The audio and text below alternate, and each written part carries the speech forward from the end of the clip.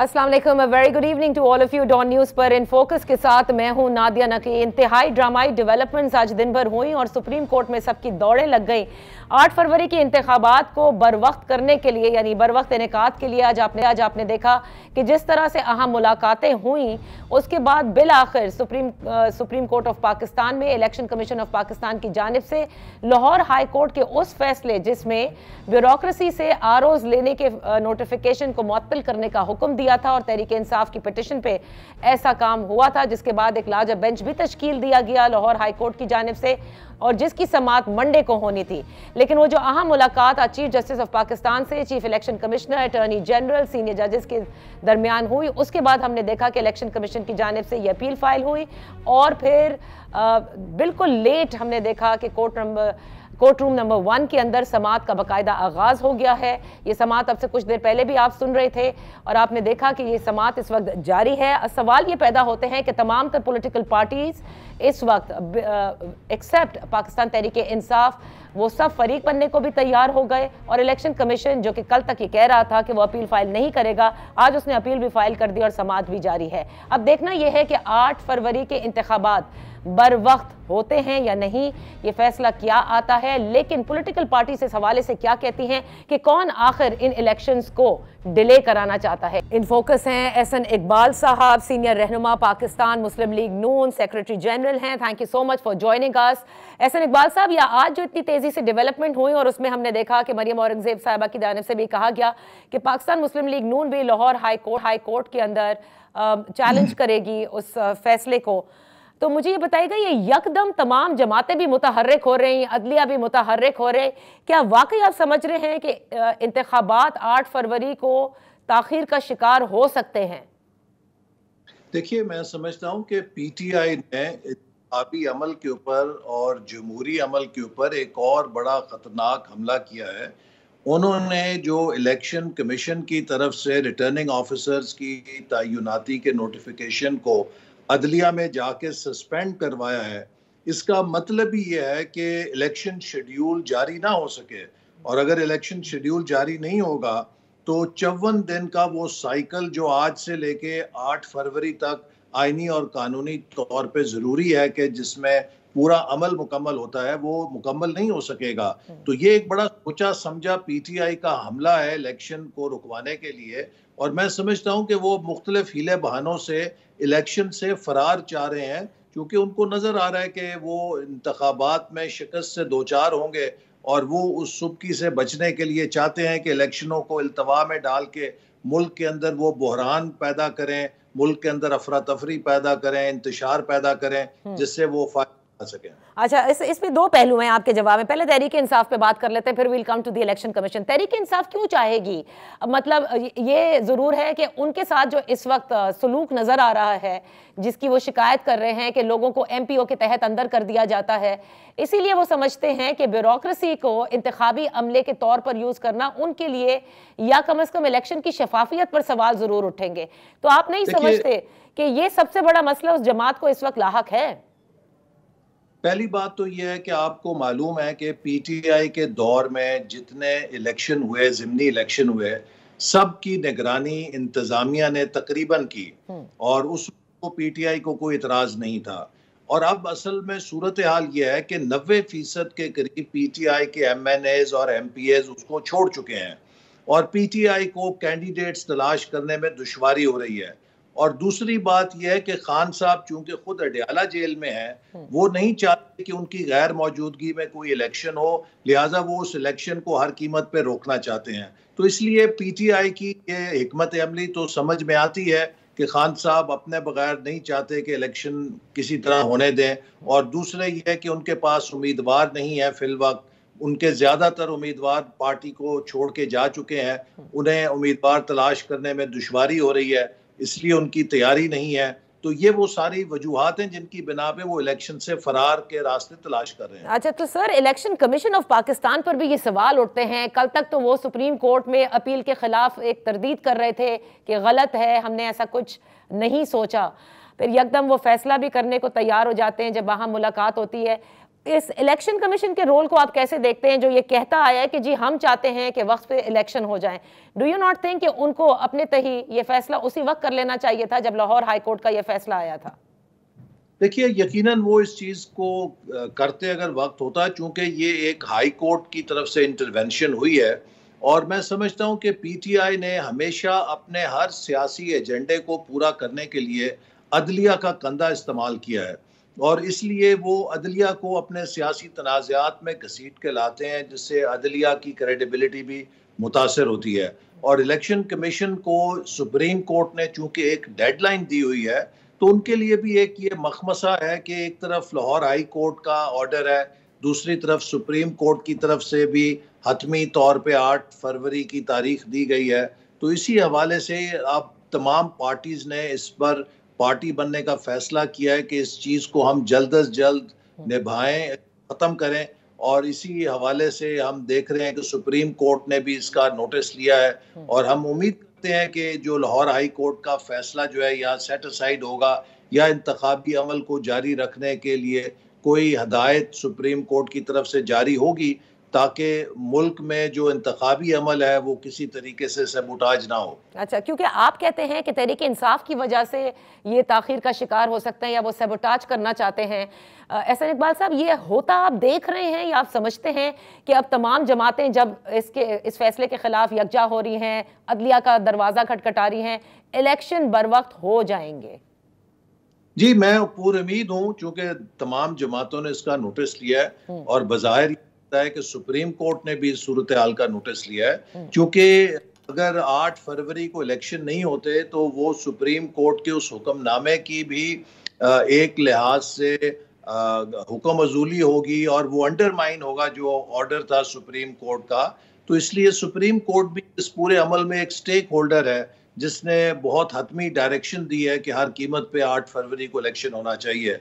तो मैं उम्मीद करता हूं कि सुप्रीम कोर्ट की इंटरवेंशन से इस मसले का हल निकल आएगा, और हम उस साजिश से बच जाएंगे जो पीटीआई ने मुल्क में एक अनारकी पैदा करने के लिए, बेयकीनी पैदा करने के लिए, इलेक्शन के अमल को रोकने के लिए रिटर्निंग ऑफिसर्स के नोटिफिकेशन को अदालती अमल से सस्पेंड कर रहा है। देखिए, अगर आपके रिटर्निंग ऑफिसर ही नहीं होंगे तो उससे तो शेड्यूल आपका मुतासर होता है, जारी नहीं हो सकता, क्योंकि इलेक्शन शेड्यूल के मुताबिक तो फिर कागजात नामजदगी वसूल किए जाने होते हैं, और अगर रिटर्निंग ही नहीं होंगे तो उन कागजात को कौन वसूल करेगा? अच्छा, देखिए, तहरीक इंसाफ तो चले, अदलिया चली गई और उन्होंने इसके खिलाफ जो है वो दरखास्त रिट पिटिशन कर दी थी, लेकिन बकिया जमातों की भी, एहसन इकबाल साहब, आप लोगों के ऊपर खुसूसन इल्जामात लग रहे हैं। एएनपी हो, वो अमीर मकाम साहब पे खैबर पख्तूनख्वा में लगाती है, इसके अलावा तहरीक इंसाफ लगाती है। इधर आ जाए पंजाब की तरफ तो पाकिस्तान पीपल्स पार्टी हो, इस्तेकाम पाकिस्तान पार्टी हो, वो भी यही कहती है कि हर तरफ जो ब्यूरोक्रेसी में लोग हैं वो कहीं ना कहीं से पाकिस्तान मुस्लिम लीग नून के जेर असर हैं, लिहाजा हर कोई ये शिकायत करता इस वक्त नजर आ रहा है। देखिए, जो जुलाई गालबन कब पिछले साल जब वो हुए थे इलेक्शन, जो ज़िमनी इलेक्शन थे, जिनमें कि पंजाब में ज़िमनी इलेक्शन की मेजॉरिटी सीटें मुस्लिम लीग नून हार गई थी, तो उस वक्त यही इंतज़ामिया थी जिसने इलेक्शन कराया था। अगर ये इंतज़ामिया हमारे ज़ेर असर होती, या हमारे कहने में होती, या हमारी तरफदार होती, तो हम सारे इलेक्शन जीत जाते। ये तो जैसे मैंने कहा कि चूंकि पीटीआई और मुखालफिन जो अपनी नाकामी देख रहे हैं अगले इलेक्शनों में, और उनको नजर आ रहा है कि पाकिस्तानी कौम वक्त नवाज शरीफ साहब की वतन वापसी के बाद वो मुस्लिम लीग नून को उम्मीदों से देख रही है और तवक्को रख रही है कि वो मुल्क के मसाइल को हल करेगी, क्योंकि उसका एक बैकग्राउंड है, उसकी एक कारकर्दगी है, उसका एक ट्रैक रिकॉर्ड है। तो वो अब अपने मुस्तकबिल की नाकामी से बचने के लिए या उसकी तौजीहात पेश करने के लिए इस तरह की बातें करते हैं। लेकिन मैं समझता हूं कि जो मुल्क के अंदर इलेक्शन कमीशन और सुप्रीम कोर्ट ने डस्का के अंदर फैसला किया था, इसके बाद कोई इंतजामी एहलकार ऐसा नहीं है कि जो किसी किस्म की बेकायदगी का मुर्तकिब हो। अच्छा, और वैसे ही क्या पीएमएल-एन को, क्योंकि हमें नहीं पता कि आगे क्या फैसले होते हैं, तो सब कुछ मामलात इतने कॉम्प्लिकेट और सब कुछ अदलिया में ही लगता है डिसाइड हो रहे हैं, ये बताइए कि अगर जुडिशल ऑफिसर्स हों तो मुस्लिम लीग नून को किसी किस्म की कोई मसला नहीं होगा एज आरओज और डीआरओज? देखिए, इसके ऊपर तो अब ये अदलिया फैसला कर सकती है, लेकिन जहाँ तक हमारी मालूमात है अदलिया से पूछा गया था और अदलिया ने जब माजरत की थी कि वो अफसरान नहीं दे सकते, उसके बाद ही इंतज़ामी अफसरान के लगने का सिलसिला शुरू हुआ था। और शायद उसका पस मंज़र ये हो कि अदलिया नहीं चाहती होगी कि वो इंतखाबी अमल के ज़रिए ख़ुद को जानिबदार दिखाए या वो खुद किसी ऐसे कंट्रोवर्सी का शिकार हो जिससे उसके किरदार के ऊपर कोई तनाज़ात पैदा हो। तो जो भी रीजंस थे अदलिया की तरफ से जब माजरत हुई तो उसके बाद से ही इंतज़ामी अफसरान को लगाने का सिलसिला शुरू हुआ। और जैसे मैंने कहा कि माजी में कई ऐसे इलेक्शंस हुए हैं, बाई इलेक्शन हुए हैं कि जो PTI के दौर में उन सब की निगरानी इंतजामी अफसरान ने ही की है। एहसान इकबाल साहब, आखिर में क्योंकि टेकिंग दी अपॉर्चुनिटी, बड़ा एहतसाब का जिक्र कर रहे हैं नवाज शरीफ साहब, कल भी जो खिताब था उसमें भी उन्होंने किया, अगर मुस्लिम लीग इंतखाबात भी वक्त पर हो जाते हैं, आपकी हुकूमत भी बन जाती है जिसमें नवाज शरीफ साहब को एक अच्छा चंक मिल जाता है, तो क्या वाकई आप लोग कटहरे में लेकर आएंगे उन लोगों को जिन्होंने फैसला किया नवाज शरीफ साहब के खिलाफ, जैसे वो कहते हैं, या जिन्होंने उनको मुल्क से निकाला या जिन्होंने उनको प्राइम मिनिस्टरशिप से निकाला? सिर्फ फैसला देने वाले या करवाने वाले सबको एहतसाब करेंगे वो? देखिए, बात एहतसाब की नहीं है। वो नवाज शरीफ साहब बार बार कह चुके हैं कि मैं किसी इंतकाम के एजेंडे पर नहीं हूँ, मैं किसी से इंतकाम नहीं चाहता। लेकिन जो वो इस सवाल को बार बार उठा रहे हैं वो इस खौफ के पेश नज़र या इस इम्कान को हमेशा के लिए ख़त्म करने के लिए कि आइंदा इस किस्म के मामलात का इयादा ना हो। यानी कि ये इतनी बड़ी घिनौनी साजिश थी कि मुल्क 2017-18 में टेक ऑफ की पोजीशन पे आ गया था। सी पैक सूबा पूरी तेजी के साथ रवां दवां था, मुल्क के अंदर अमन आ चुका था, सरमायाकार दौड़ दौड़ के पाकिस्तान आ रहे थे, हमारा एक इंटरनेशनल ब्रांड सी पैक बन चुका था। तो उसके बाद जो एक नातजुर्बेकार शख्स को मुल्क पे मुसल्लत किया गया, अब आप देखें ना, जिस शख्स ने कभी गाड़ी ना चलाई हो उसको आप गाड़ी की सीट पे बिठा दें, स्टीयरिंग पे, तो वो एक्सीडेंट ही करेगा ना, वो गाड़ी को मंजिल पे तो नहीं ले जा सकता। तो खान साहब ने कभी जिंदगी में एक यूनियन काउंसिल चलाने का तजुर्बा नहीं था, कोई पब्लिक सेक्टर करीब से नहीं देखा था। तो सर, अब आप गाड़ी चलाने वालों को तो कह रहे हैं, लेकिन जिसने गाड़ी में बिठाया उसके बारे में क्या ख्याल है? जी, मैं समझता हूँ कि वो बराबर के मुजरिम हैं। वो जनरल्स और वो जजेस कि जो साजिश में शरीक थे वो मुल्क और कौम के और 24 करोड़ अवाम के मुजरिम हैं, चूंकि उन्होंने कौम से उम्मीद छीन के कौम को खौफ दिया, नाउमीदी दी, भूख दी, नंग दिया, बेरोजगारी दी, गुर्बत दी, महंगाई दी। तो ये सब चीज़ें जो हुई ये उसी ऑपरेशन का नतीजा है। लेकिन अब सवाल ये कि क्या हम किसी मारा मारी में जाना चाहते हैं या मुस्तकबिल के लिए सबक हासिल करके आइंदा मुस्तकबिल को महफूज करना चाहते हैं। और इसके लिए जैसे साउथ अफ्रीका में national truth and reconciliation commission था, उसकी कोई एक ग्रैंड नेशनल डायलॉग की सूरत में हमें करनी होगी इलेक्शन के बाद, ताकि तमाम इदारे बजाय एक दूसरे से इनसिक्योरिटी का शिकार हों, वो एक दूसरे के साथ बामी एतमाद के जरिए मिलके मुल्क के मसाइल को हल करने पर तवज्जो दे सके। बहुत बहुत शुक्रिया एहसान इकबाल साहब, thank you so much for being with us on in focus. यहाँ पर एक छोटी सी ब्रेक की बात करते हैं फरहतुल्लाह बाबर साहब से कि वो क्या देखते हैं इन तमाम मामलात में, बर वक्त इलेक्शन का इनेकाद या ताखीर।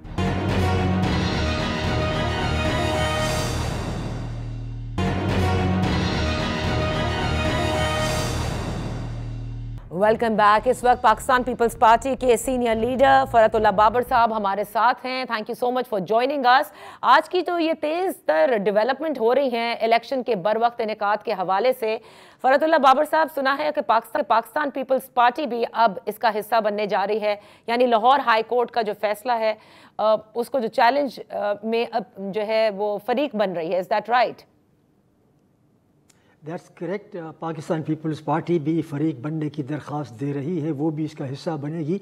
सूरत हाल जो है ये गंभीर होती जा रही है, और जब से खैबर पख्तूनख्वा की असम्बली और पंजाब की असम्बली जिनके इंतखाबात 90 दिन में कराने थे आइन के मुताबिक, जब से वो नहीं हुआ तो वो जो बैरियर था कि इंतखाबात आइन के तहत हों, वो बैरियर क्रॉस हो गया अनफॉर्चुनेटली। और जब वो क्रॉस हो गया तो अब ऐसा लग रहा है कि कोई और बैरियर शायद सामने न हो।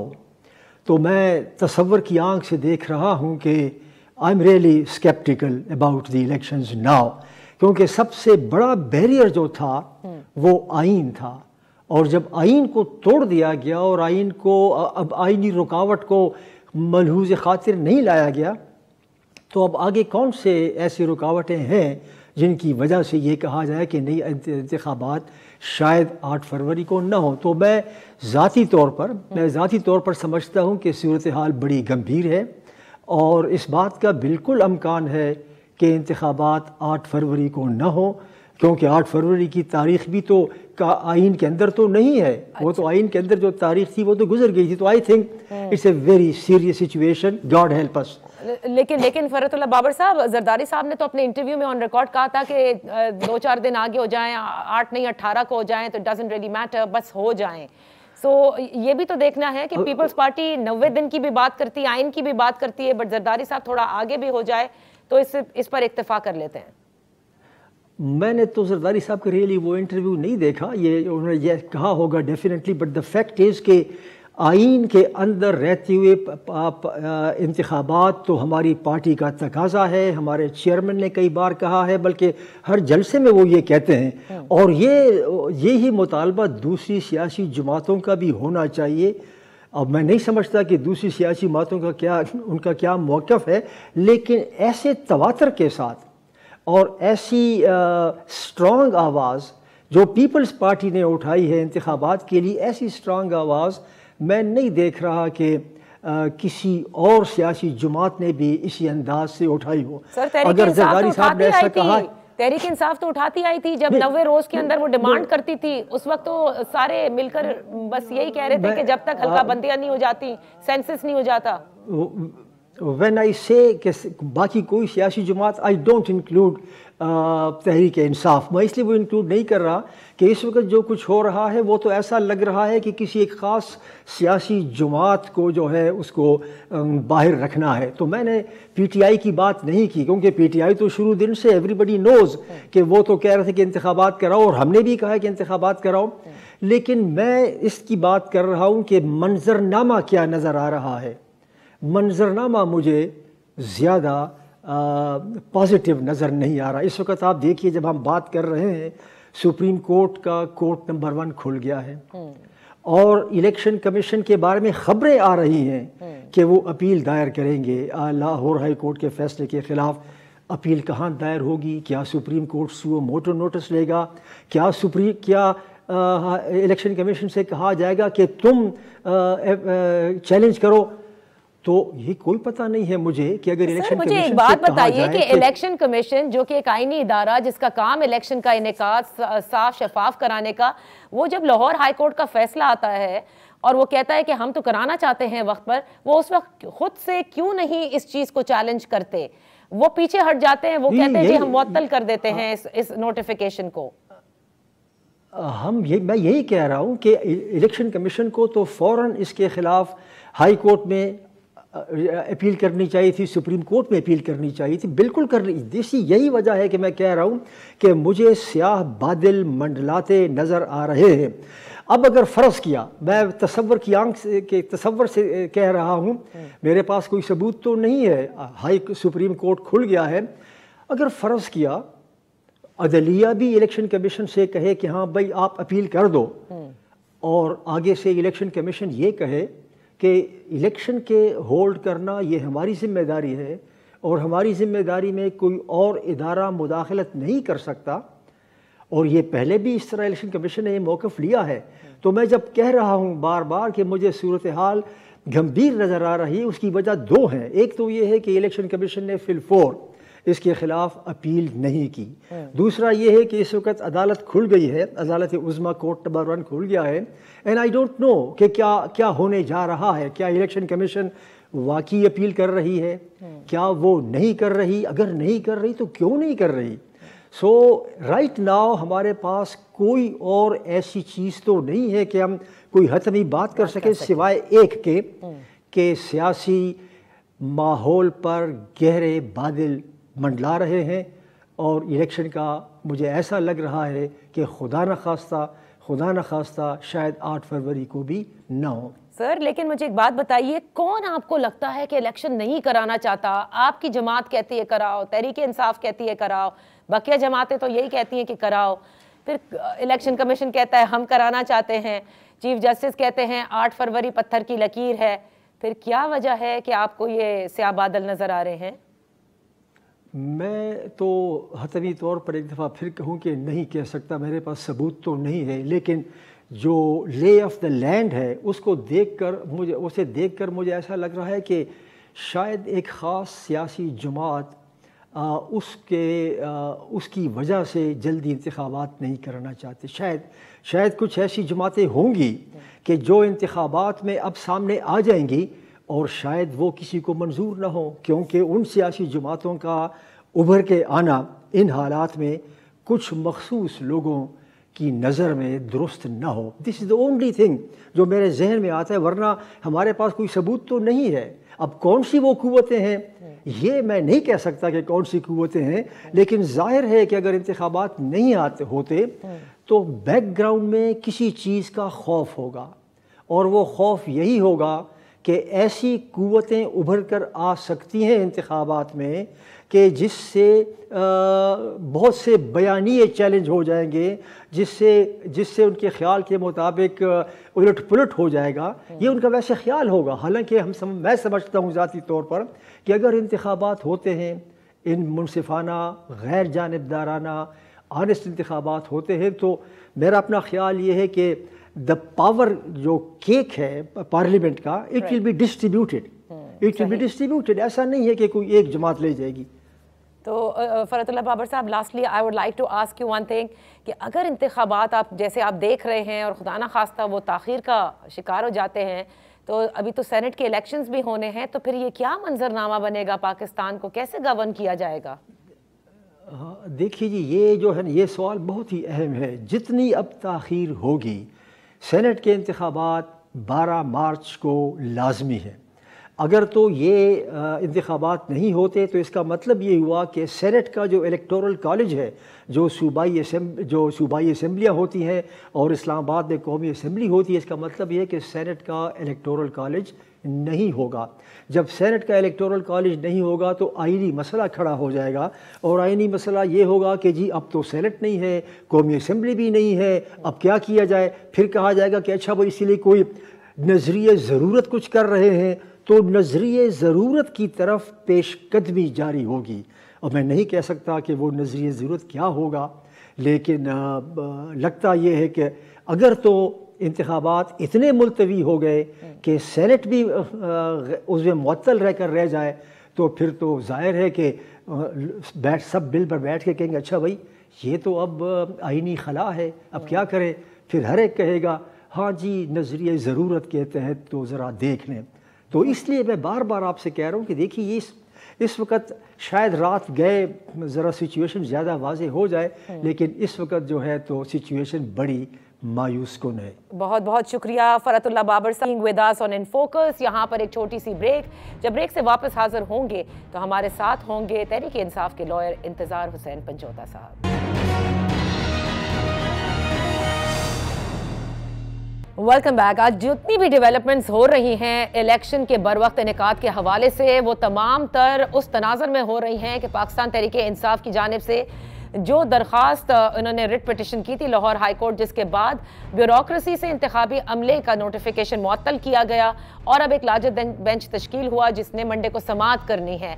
आज इसी हवाले से बात करते हैं। इन फोकस है इंतज़ार हुसैन पंचोता साहब, वकील बानी चेयरमैन तहरीक इंसाफ हमारे साथ इस वक्त मौजूद हैं। इंतज़ार हुसैन साहब, सबसे पहले तो ये बताइएगा कि ये जो खदशात डेवलप हुए हैं इलेक्शंस के बरवक्त इनेकाद ना होने के, वो आप लोगों की दरख्वास्त के बाद हुए हैं, तो क्या ये दरख्वास्त वापस लेने के हवाले से किसी किस्म की कोई अब तक आप लोगों ने कोई फैसला किया है, आप लोगों की कोर कमेटी ने या बानी चेयरमैन ने?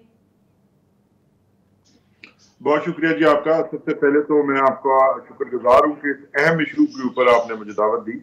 दूसरे नंबर पर इम्पोर्टेंट ये है कि ये जो पिटिशन हमने फाइल की थी, इसका बुनियादी मकसद जो है वो ट्रांसपेरेंट इलेक्शन डिमांड करना था, क्योंकि वो सरकारी मुलाजिम जो वॉशरूम तक अपनी ऊपर से इजाजत लिए बगैर जो है वो नहीं जाते, वो छोटे से छोटा काम जो है वो ऊपर से इंस्ट्रक्शंस के बगैर नहीं करते, वो बतौर रिटर्निंग ऑफिसर इलेक्शन कमीशन के वो कैसे काम कर सकते हैं।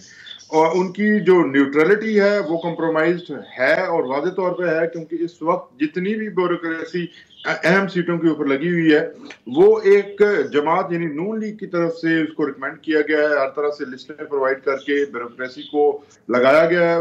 उनको वादे किए गए हैं कि आपको इलेक्शंस में अच्छी परफॉर्मेंस है, और अच्छी परफॉर्मेंस ये है कि उनकी सपोर्ट जो है वो जिस तरह से करनी है उसके बाद जो है उनको अच्छी पोस्टिंग्स मिलेंगी बाद में। अच्छा। तो ऐसे लोग जब इलेक्शंस कंडक्ट करवाएंगे तो वो इलेक्शन किसी भी तरह से ट्रांसपेरेंट नहीं होगा। हमारी डिमांड पहले दिन से यही रही है कि इलेक्शन होने चाहिए और with in the stipulated time period होने चाहिए, और 90 दिन के इलेक्शंस के ऊपर सुप्रीम कोर्ट के अंदर और बाकी हाई कोर्ट्स हों या अदालतें हों, हम हमेशा से करते रहे हैं। पीटीआई ने इलेक्शंस की डिमांड के ऊपर अपनी जो चलती हुई हुकूमतें गिराई हैं वो सिर्फ इसी उम्मीद पर कि नए इलेक्शन हो, फ्रेश मैंडेट हो, क्योंकि ये कंट्रोवर्सी। लेकिन इस वक्त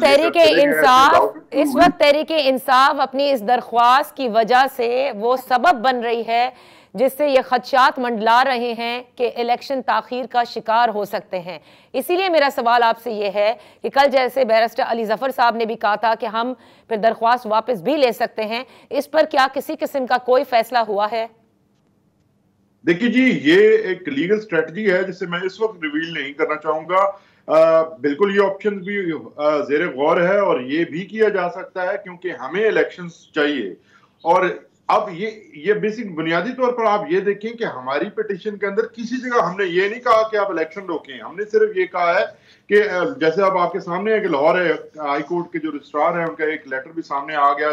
क्लेम ये किया जा रहा था कि लाहौर हाई कोर्ट ने जैसे जजेस को बतौर रिटर्निंग ऑफिसर अपॉइंट करने से ही मना कर दिया है, लेकिन अब वो लेटर देखकर आपको सारी सूरत हाल वाज़ेह हो जाती है कि लाहौर हाई कोर्ट ने ऐसा कोई हुक्म नहीं दिया, और जो जुडिशियल रिटर्निंग ऑफिसर जो है वो बतौर रिटर्निंग ऑफिसर काम करने के लिए मौजूद हैं, और उनकी तादाद है, उनकी रेपुटेशन है, वो एक इंडिपेंडेंट विंग है स्टेट का। उनसे तवक्को है कि इंसाफ होगा, क्योंकि उन्हीं के जरिए इंसाफ का निजाम चल रहा है। नहीं, लेकिन इलेक्शन कमीशन लेकिन ये क्लेम नहीं किया इस पिटीशन के अंदर, और ना ही जो है वो हम ये चाहते हैं कि किसी तरह से हम तो एग्रीव्ड है इस सारे निजाम के। हम तो चाहते हैं कि ये जिस तरह से ये गैर कानूनी इलीगल केयर टेकर गवर्नमेंट्स काम कर रही हैं, इनको फौरी तौर पर खत्म होना चाहिए। ये तो पाकिस्तान के आइन और बुनियादी जो जमहूरी निजाम है उसकी जो इटसेल्फ मुनाफी हो रही है। अच्छा, लेकिन इंतजार में जोधा साहब, एक मिनट, कत्ता कलामी के लिए माफी चाहूंगी, लेकिन आप कहते हैं कि ब्यूरोक्रेसी से अगर आरोज बनाए गए तो शफाफियत जो है वो क्वेश्चनेबल हो जाएगी इलेक्शंस की। जुडिशियल ऑफिसर्स को अगर इस्तेमाल किया जाए तो इलेक्शन कमीशन कहते हैं उनकी अवेलेबिलिटी नहीं है, ऐसा बताया गया है उनको। तो अब तीसरा एक चीज बचती है, वो है इलेक्शन कमीशन के अपना अमला, जो कि मुमकिन नहीं हो सकता क्योंकि वो तो 1000 से जायद अमला जो है वो दरकार होगा। यही 3 जो है वो चॉइसेस होती हैं इलेक्शन कमीशन ऑफ पाकिस्तान के पास according to section 50 and 51 of the election act 2017। तो फिर और कहां से लाएंगे लोग? देखिए जी, सबसे पहली जो चीज है और सबसे आखिरी भी चीज यही है कि इलेक्शन कमीशन ऑफ पाकिस्तान का जो किरदार है वो इलेक्शन करवाने के हवाले से बड़ा ही मशकूक है। सबसे पहले अगर आप ये देखें कि 218 आर्टिकल आइन का उनकी एक ही जिम्मेदारी लगाता है, वो ये जिम्मेदारी लगाता है कि आपने free, fair and transparent elections करवाने हैं। लेकिन हम देखते हैं कि वो इलेक्शन करवाने के अलावा बाकी सारे काम कर रहे हैं। आप ये देखिए कि मैंने आपको एक लेटर का जिक्र किया है, इलेक्शन कमीशन ऑफ पाकिस्तान की न्यूट्रलिटी और उनकी जो कोशिश है कि किस तरह से इलेक्शन को वो डिले करवाएं और इस प्रोसेस को डिरेल करें, कि वो कहते हैं कि हमें अदलिया की तरफ से प्रोवाइड नहीं किए गए जजेस, जबकि लाहौर हाई कोर्ट का लेटर बिल्कुल उसके बरअक्स कह रहा है। उसमें वाज़ेह तौर पर पढ़ा जा सकता है कि ये जजेस भी अवेलेबल हैं। वंस आप शेड्यूल जारी करें तो उसके बाद जो है वो जो जजेस हैं उनकी लिस्ट और उनकी ट्रेनिंग का सिलसिला शुरू होगा। तो वाज़ेह तौर पर इनकी बदनीति शामिल है। वाज़ेह तौर पर आप देख सकते हैं कि पहले जिस तरह से पाकिस्तान की सबसे बड़ी सियासी जमात को साइडलाइन किया गया है, उसके ऊपर ना तो इलेक्शन कमीशन ने कोई ह्यूमन राइट्स वायलेशन के ऊपर कोई बात की है, ना कोई एक्शन लिया है, ना किसी तरह से बतौर इदारा उसको रोकने की, क्योंकि जब केयर टेकर सेटअप आ जाता है तो इंतजामी अमूर तकरीबन सारे जो है वो इलेक्शन कमीशन के पास होते हैं। अच्छा, तो इंतजार साहब, अगर कतई कलामी माफ हो, क्योंकि आप इलेक्शन कमीशन पे क्योंकि आप इल्जामात लगा रहे हैं, हमारे जो जराए इलेक्शन कमीशन से बात हुई तो उनका ये कहना है कि देखिए, इंतखाबी शेड्यूल से पहले आरओज और डीआरओज की ट्रेनिंग लाजिम है, क्योंकि जिस दिन से आपने शेड्यूल का अनाउंस कर दिया वो दिन जो शुरू हुआ उस दिन से उन्होंने अपना काम का आगाज कर देना है, यानी कि कैंडिडेट्स को जो नॉमिनेशन पेपर्स, उनकी फाइलिंग एंड XYZ, जो मतलब जो वो काम उसी दिन से स्टार्ट हो जाता है। आप ये नहीं कर सकते कि शेड्यूल का अनाउंसमेंट करें, उसके बाद जी जुडिशरी आपको सारे, अगर आप चाहते हैं जुडिशरी से सारे लोगों की फिर लिस्ट आए, फिर उनको ट्रेनिंग दी जाए, तो आप तो इस तरह से इंतखाबी जो शेड्यूल के दिन है वो और कम कर देंगे।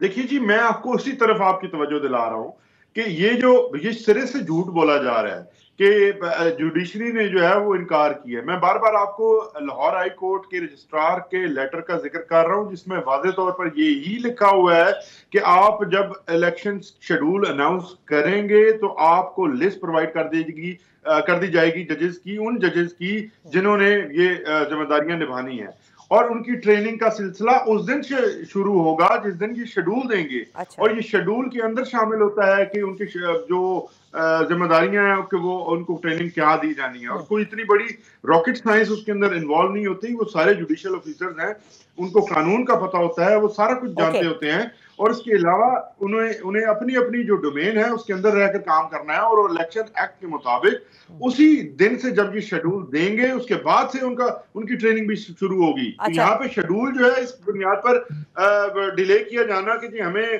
लाहौर हाई कोर्ट ने ये हुक्म दे दिया कि आप आरओज जो है वो इंतजामिया से ना लें, तो ये और फिर तहरीक इंसाफ के ऊपर ये डाल दिया जाना, ये सारी एक साजिश है। बहुत बहुत शुक्रिया इंतजार हुसैन पंचोता साहब, इंशाल्लाह फिर आपसे फिर बात करेंगे। आपका पॉइंट आ गया। इस वक्त आप लोगों को सबसे ज्यादा एतमाद जो है वो जुडिशरी पर है। यहाँ पर एक छोटी सी ब्रेक लेते हैं, ब्रेक से वापस आकर इसाक खाकवानी साहब से बात करेंगे कि क्या वो भी इस वक्त चाहते हैं कि इंतखाबात वक्त से हों और सीट एडजस्टमेंट पर क्या मामला तय पा चुके हैं।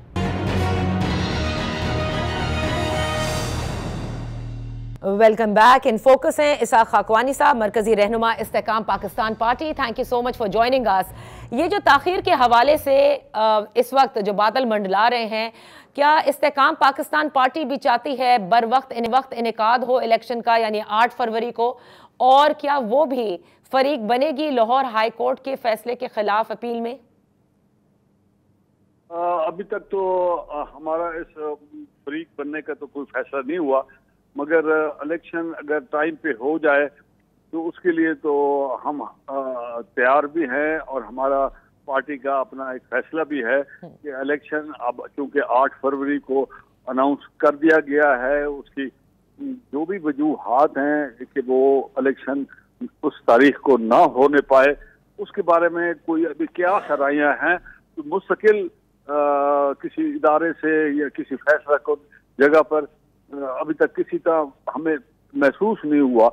ये सिर्फ ये अफवाहें हैं। लेकिन खाकवानी साहब, तहरीके इंसाफ ने जो writ petition Lahore high court में की और जो एक लार्जर बेंच तश्कील हुआ है जिसने समाअत करनी है आरओज से मुतालिक, उसके बाद ये तमाम तर जो डेवलपमेंट्स आज भी हम देख रहे हैं, उससे यूं लगता है कि एक जुडिशरी है जो इस वक्त चाहती है कि बर वक्त इनेकाद हो जाए, लेकिन इलेक्शन कमीशन ऑफ पाकिस्तान पे सवाल नहीं उठेंगे कि कल तक तो वो ये कहते थे कि किसी किस्म की कोई फैसला नहीं लिया गया लाहौर हाई कोर्ट के फैसले के खिलाफ अपील का, और आज एक अहम मुलाकात होती है और वो फौरन अपील के लिए इस वक्त अपील तैयार की जा रही है।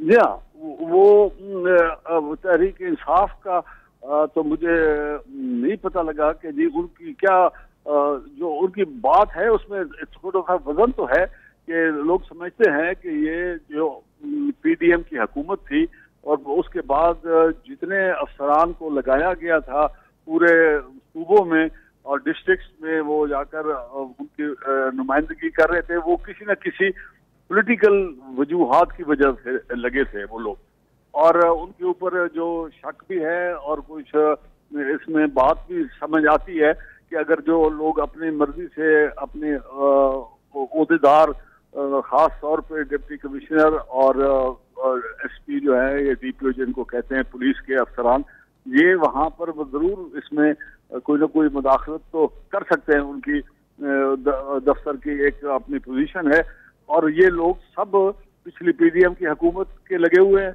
और उसके बाद जो इंटरिम सेटअप आया है, उस इंटरिम सेटअप ने भी इन लोगों को तब्दील नहीं किया। और सूबे में भी इस वक्त जो चीफ सेक्रेटरी और आईजीज हैं, वो भी वही पीडीएम के हुकूमत के बंदे इस वक्त तक मौजूद हैं। तो लोगों में ये एक तासुर है कि ये लोग कोई ना कोई इलेक्शन में किसी पार्टी की इमदाद करने में, कोई मुदाखलत करने में कोई कर सकते हैं। इसका मतलब इस्तेकाम पाकिस्तान पार्टी को भी ये शिकायत है इस वक्त ब्यूरोक्रेसी के हिलावे से? जी हाँ, बिल्कुल। हमारे पास जो जितने दोस्त आते हैं वो कहते हैं कि ये हमारी डिस्ट्रिक्ट एडमिनिस्ट्रेशन हमारी जायज बात जो भी करते हैं उसके ऊपर भी तवज्जो नहीं करते। अच्छा, तो एक तरफ ये मामलात हैं इसाक खाकवानी साहब, एक ही मैं अर्ज करूं, जी। अगर हमने इसको किसी सीनियर क़यादत पर किसी को हमने नहीं जाके कहा, किसी ओहदेदार को, मसलन हमने प्राइम मिनिस्टर को या चीफ मिनिस्टर को जाके नहीं कहा कि हमें ये शिकायत है, मगर नीचे हमारे जितने भी साथी हैं वो अपने जिलों में काफी तंग हैं और अपने आप को महसूस समझते हैं कि हमारे साथ जो अपना स्टेप मदरली ट्रीटमेंट है वो एडमिनिस्ट्रेशन करती है और जायज बात भी नहीं मानते। तो इस्तेकाम पाकिस्तान पार्टी क्यों ये सीनियर ऑफिशियल से या चीफ मिनिस्टर से ये मामलात या इलेक्शन कमीशन में नहीं उठा रहे, क्योंकि ये तो बड़ा सीरियस कंसर्न आपके लिए होना चाहिए। बिल्कुल है, और इसमें इलेक्शन कमीशन जो है उसकी सिर्फ वो जब आ जाती है ना, जब वो उनका इलेक्शन का अनाउंस कर देते हैं और उनका टाइमिंग दे देते हैं, उसके बाद उनका अमल दखल होता है। उससे पहले वो अपना किसी को ट्रांसफर पोस्टिंग नहीं करते। तो खाकवानी साहब, मुझे सिर्फ इतना बताइए कि आप लोग भी समझते हैं कि जो डीआरओज और आरओज हैं वो ब्यूरोक्रेसी से नहीं होने चाहिए? जी हाँ, इस वक्त की जो ब्यूरोक्रेसी है उसके नहीं होने चाहिए, मगर ब्यूरोक्रेसी में बहुत अच्छे लोग भी हैं। बहुत बहुत शुक्रिया इसाक खाकवानी साहब। अनफॉर्चुनेटली वक्त खत्म और तफसील से नशिस्त आप लोगों के साथ जरूर रहेगी। इसी के साथ प्रोग्राम का वक्त खत्म होता है। इजाजत दीजिए, अल्लाह हाफिज।